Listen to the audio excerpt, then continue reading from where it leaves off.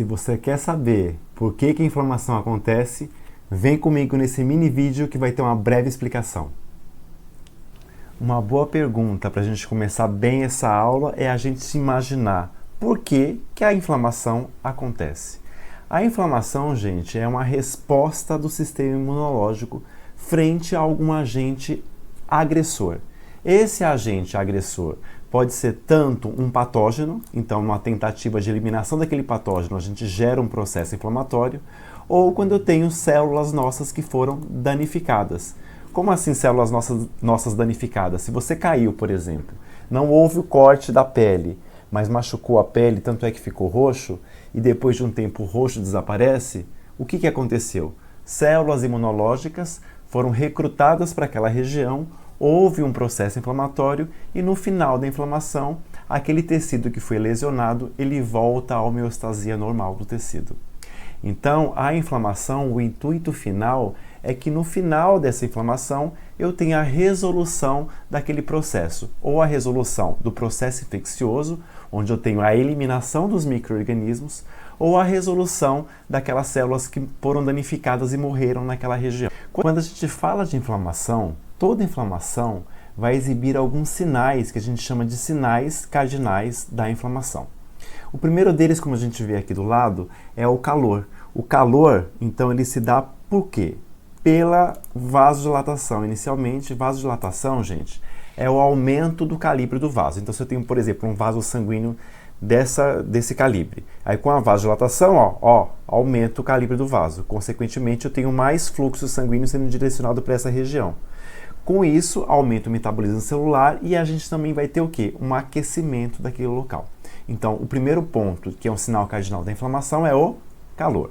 Na sequência, a gente vê aqui que tem o tumor. O que é o tumor? O tumor é um inchaço, né? Vai dar uma inchada naquele local que está inflamado também.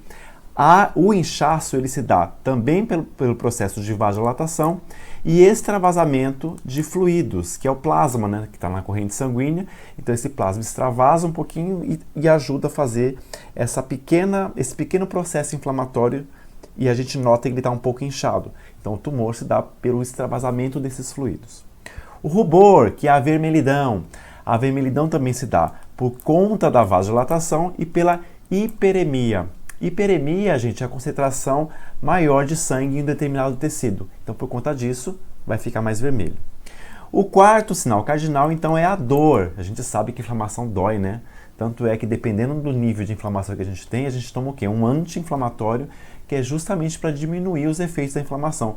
E o principal efeito da inflamação que a gente quer diminuir é a dor, não é? Então a dor ela acontece por quê? Porque eu vou ter liberação de mediadores que afetam terminações nervosas, gerando a dor.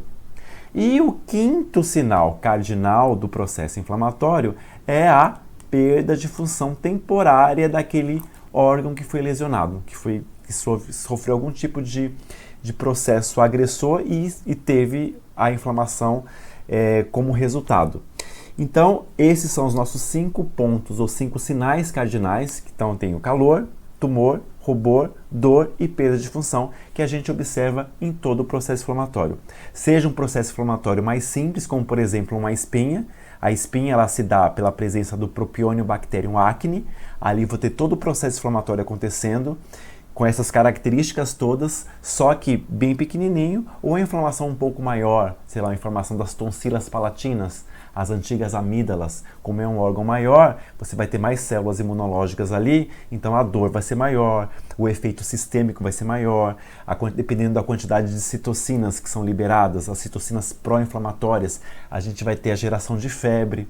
Então, o processo inflamatório ele é bem mais complexo, existe uma aula inteirinha no meu canal, no YouTube sobre inflamação. Aqui é mais para a gente ter esse start inicial e gerar esse interesse em vocês sobre como funciona a inflamação.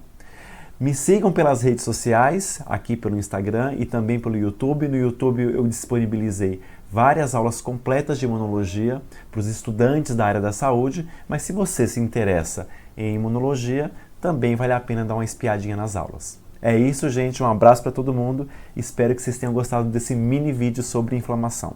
O próximo vídeo eu também vou falar sobre inflamação, mas eu vou falar dos detalhes de como as células imunológicas são recrutadas para o foco inflamatório. Um abraço, valeu, obrigado!